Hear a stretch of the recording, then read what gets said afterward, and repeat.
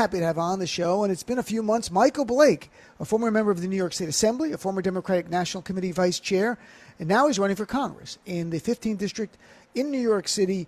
Basically, it's in the Bronx area. Michael, nice to see you, my friend. How's everything? Always good to be with you, Dean. Appreciate you, brother. And, of course, happy Veterans Day to all the veterans out there.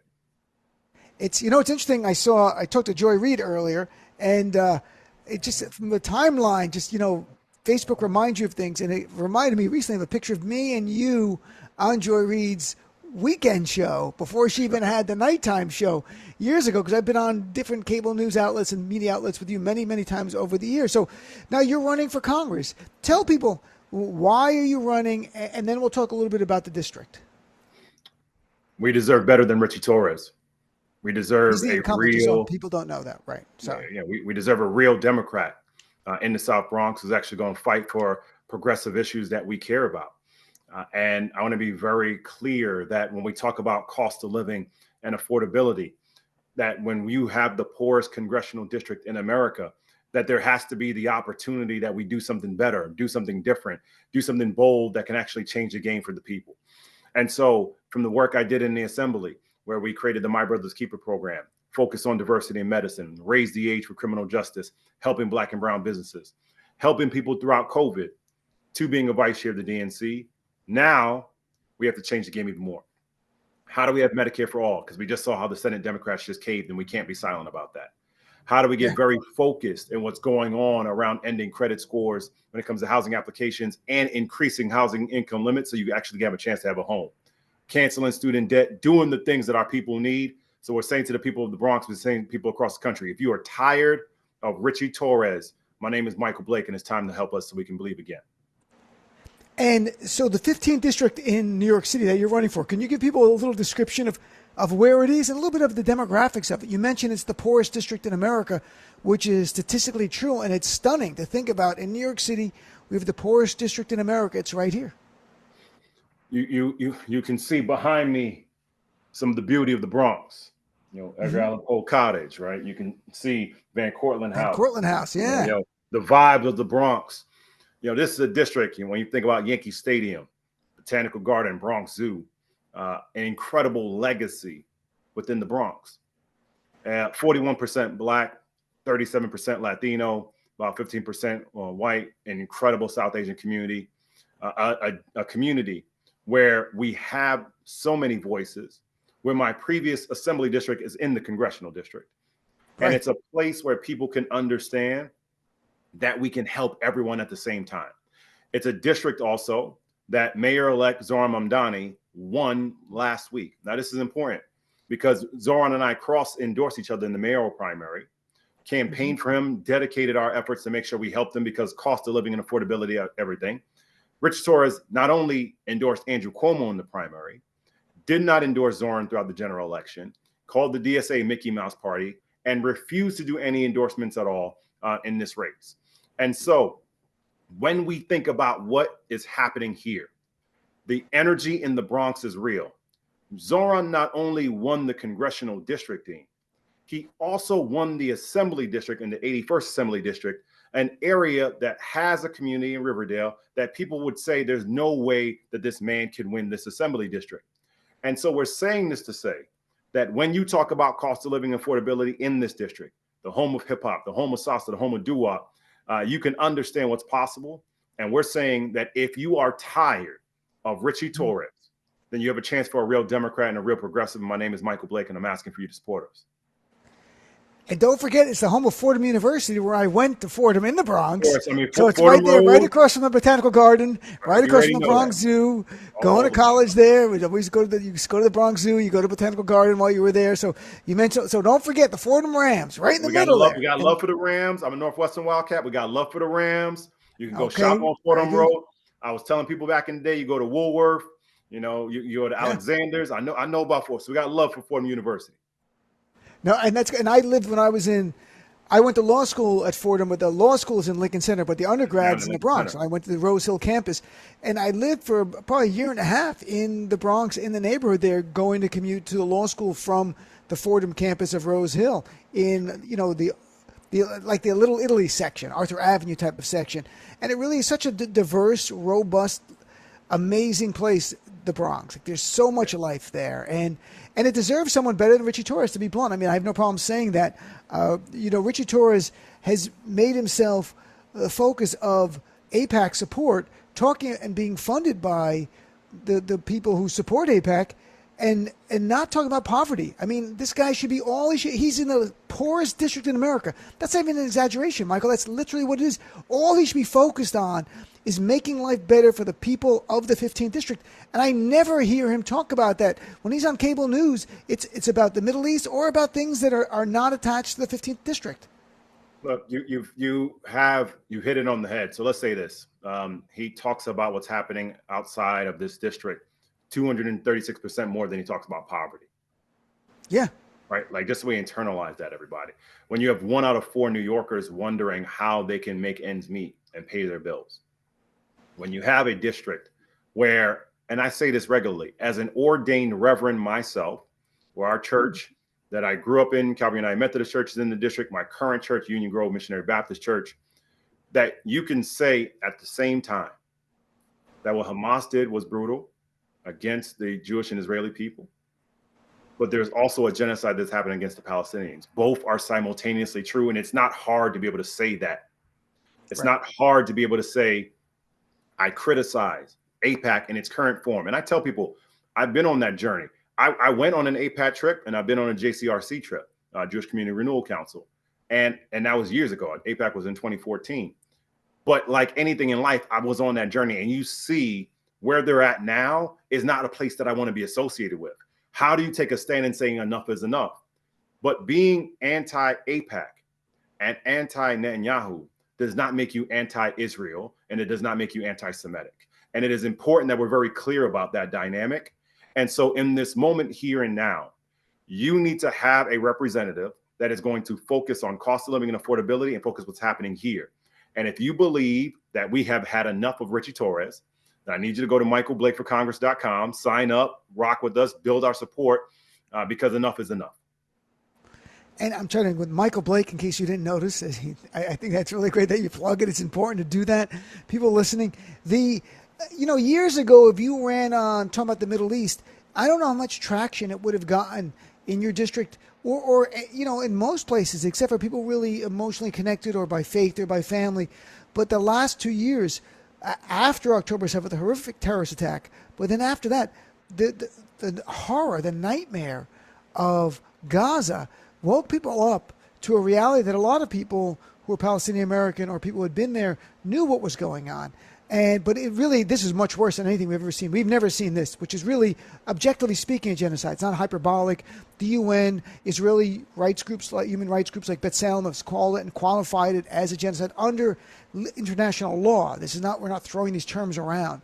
And I think things have changed so much. This issue became actually an issue on the forefront of people's minds, and it wasn't. And I want to get your reaction, but it wasn't per se about how you stand on Gaza or Israel. It's about your humanity and your morality and how you view the world. It tells me a lot if you're going to say that what happened in Gaza, it's all the Palestinians' fault, they deserve it. Well, it tells me a lot about you and how you view the world if you're going to say things like that. It also tells me a lot when you're going to say it's a genocide, it should never happen again, and we have to help the people there. It tells me a lot about your values as a human being. I want to make this personal here. As a kid born and raised in the Bronx, during COVID in 2020, World Central Kitchen came, and God bless Jose Andres and their team, who are currently down in Jamaica. My family's from Jamaica, so it's been very personal to see what they've been doing down there. And you're this incredible group of team, and a woman named Zuri, who was very involved in helping us here. She was one of the people who lost her life when their vehicle was hit. Yep. And initially it was said, well, no, that's not what happened. No, that's what happened. That's what occurred itself. I'm raising it to say that if you are in these conversations, whether it be in the U.S. House or Congress or the U.S. Senate and Congress, you have to be able to make sure you're talking about your community first, but also understand what's going on in other countries and have the humanity in between. And when we talk through what is happening, when you have someone, again, poorest congressional district where we should be focusing on how to end credit scores for housing applications, how to have Medicare for all, how do we focus on canceling student debt, how do we make sure that we can actually ensure your ability to protect our seniors as well as our students. You have someone in Richie Torres where it has been documented and proven and commented on by his team that he made money off of weapons makers in the war through investments. Sludge.com indicated that earlier this year. That is a public story that is out there of investments that people only learned about a year after the fact because it was not disclosed through the Stock Act that's required in Congress. And so when we think about the moment that we are in, a moment where I say to people often, if I am able to, and I am because we're in a democracy, criticize Donald Trump and the Republican Party for their actions and simultaneously criticize the Senate Democrats for their actions just now and not be deemed as anti-American, me criticizing what is happening in another place does not make you anti that as well. But we are saying we are for humanity and we are for focusing on the issues of what's happening here, and that we need to have real Democrats who are focused on progressing our communities. And that is why I'm putting myself forward. And that's why people say, all right, Michael Blake, why are you running? Because we deserve better. I agree. As someone who went to school in this district, they deserve somebody better there who's hyper-focused on one thing, making the lives of the people who live in that district better. And that's it, and that's not, and so, you've mentioned the poorest district in America, yet somehow Richie Torres has $14 million in the bank. Like, how do you get, I don't mean his personal bank account. I mean, in his fund from his campaign. So he's not raising it from the district. He's not delivering for the district. The people there, if he delivered for them, they would probably say thank you and be very happy, maybe volunteer, but they're not donating to that amount of $14 million in a few years. So I imagine it's big money interests that are flooding his campaign. Look, you have a scenario where any member of Congress should be able to articulate to you that they are bringing in federal funds for community initiatives, for projects, for demonstration opportunities that are happening here. So, of course, you're going to have scenarios where someone will be able to say, I was able to secure funding for your effort. But you do have to take a moment and say, if you go to Richie Torres's website in the policy section, how many bills where he is actually the prime sponsor have become law? Not bills that he voted on, not where he was co-sponsors, not where you amplify it. And I do think when you ask yourself the question of what legislation has led to improving the lives in the district where people are able to improve their economic conditions, it's nearly impossible for him to articulate that. When you see what's going on right now in conversations around SNAP, Dean, and the dialogue around food stamps itself, and the dialogue around food and nutrition and health, we now have a Congress that is going to make people see that they're going to decide between meals or Medicare. That's inhumane. And so we have to ask ourselves, what do we stand up for and what are the actions we would take? And I'm saying very concretely, housing and childcare, the two main expenses that people have to deal with. Richie Torres was on the housing committee in the city council. He has now been in Congress approaching 5 years, going on to the 6th year. Do you believe that your housing expenses have gone down? Do you believe your housing quality hasn't gone up? If you recognize that you clearly can say, no, it has not, and yes, my costs have gone up, Richie Torres had a chance to fix it and he did it. If you're sitting here right now and you're wondering, how do I pay my bills? How do I have better conditions? What we could be doing is much more than what Richie Torres has been doing. And lastly, Dean, no one can say that it's just now. Richie was in office when we had a Democratic leadership. When it came to president and Congress and majority, it didn't change then. This is time for change now. If you are ready to say enough is enough, I'm asking that you join us at michaelblakeforcongress.com. You mentioned earlier about Medicare for all. We've been discussing a lot on the show, the idea of the Democrats, almost all of them except for a few, trying to hold the line on reinstating the ACA subsidies that Republicans already have cut. Like, this is not a fight. Republicans already cut it. Democrats are trying to reinstate it. But, some have raised the idea that they're really, at this point, maybe this is an opportunity to talk about Medicare for all. They talk about bringing down the age, begin it like Bernie Sanders talked about it. Bring down the age of eligibility. It's right now you have to be 65 to qualify for Medicare. Proposing bringing it down little by little. What do you want to see? When you walk around the district and talk to people, Is issues about healthcare come up? Constantly.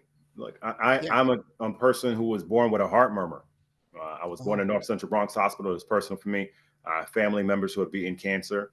My late daddy mopped the hospital room floors at St. Barnabas Hospital. This is real, right? And we are in a moment now to demonstrate again, what are we going to do on healthcare? I also know it very closely professionally because I worked for President Obama and was yeah. a part of the team that got the ACA done. So we have a moment where you're not talking about someone trying to learn on the job. I was there when we were able to make this happen. And we have a moment where you're going to have to ask yourself, what exactly is Congress doing where you're going to have a scenario where you do not have the Obamacare, Affordable Care Act subsidies continuing, where Democrats caved to Republicans. And so it comes up all the time because if you have to decide between groceries, tuition, rent, or going to the doctor, we know which one you're going to let go. People are unfortunately going to lose their lives because of ACA subsidies not being continued. And when folks don't want to hear it that directly, every one of us know of somebody who waits too long to go get treatment, waits too long because they're afraid of the bills, waits too long and they think it's just going to be okay. It will not just be okay. And we are not okay.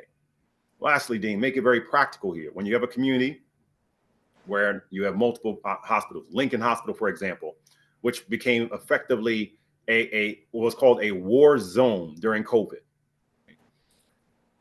We already are suffering the impact of health inequity. We're already suffering the impact of not having enough fresh fruit and vegetables. We're already suffering the impact of asthma. We're already dealing with that. And so what we need is, what are you going to do to change that?